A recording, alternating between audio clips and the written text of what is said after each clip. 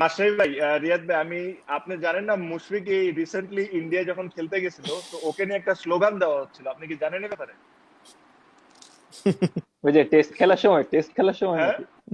আমি কি ওকে কি ওই যে বলবো? বলছিল? ফার্স্ট হিন্দিতে বলতে হবে, হিন্দিতে বলি তো। মাশরাফি ভাই শুনেন, মুশফিককে নিয়ে স্লোগান দিয়েছে ইন্ডিয়ার দর্শকরা, কি জানেন? বলে যে 2 रुपए की पेप्सी, रहीम भाई सेक्सी।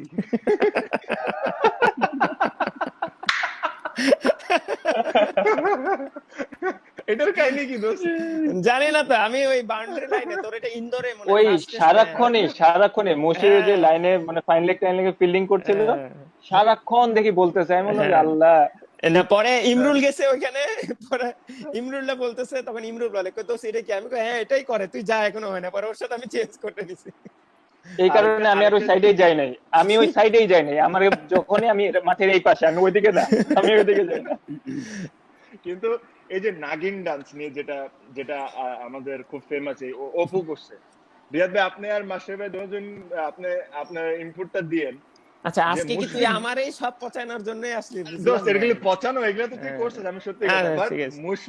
মুশফিক জিতার পর যে কোমরটা যে এভাবে নড়াইছে, ওই যে ওইটা আরে অপু পারবে না। আরে ম্যাচ আপনার রক এসে গেছে তো পিছনে। পিছনে, হ্যাঁ, তাই ওই তো দেখলাম। স্পাইডারের মতো এই করতেছে। স্পাইডার।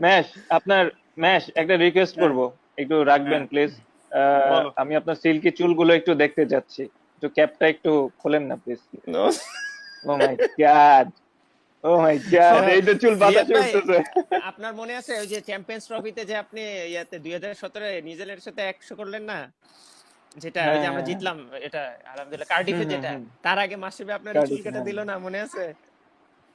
আরে তারও আগে একটা ইতিহাস আছে, ওয়েস্ট ইন্ডিজে 2009-এ, ঠিক আছে?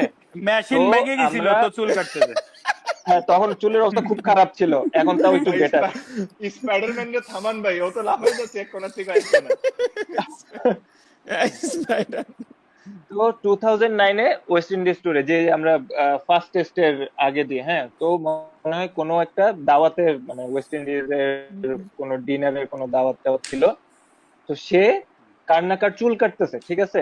আবার চুল সাইডে কাটে দিতেছে, পরে আমাকে বলতেছে, "এই তুই আয়, তোর চুল বড় হয়ে গেছে, তোর একটু কাইটা দেই।" তো আমি বললাম যে, "না ভাই, এখন সময় নেই, থাক।" তো আরে না, বেশিক্ষণ লাগবে না। সে তো জানে না যে আমার চুলের অবস্থা এই, ঠিক আছে? চুল পুরা অবস্থা খারাপ ছিল তখন। তো ট্রিমার নিয়ে এদিক দিয়ে কাটতেছে, এদিক দিয়ে বাই দ্যাট টাইম কাটার মধ্যে সে আমার বলতে, "তোর চুলের এই অবস্থা কেন? এটা কোনো চুল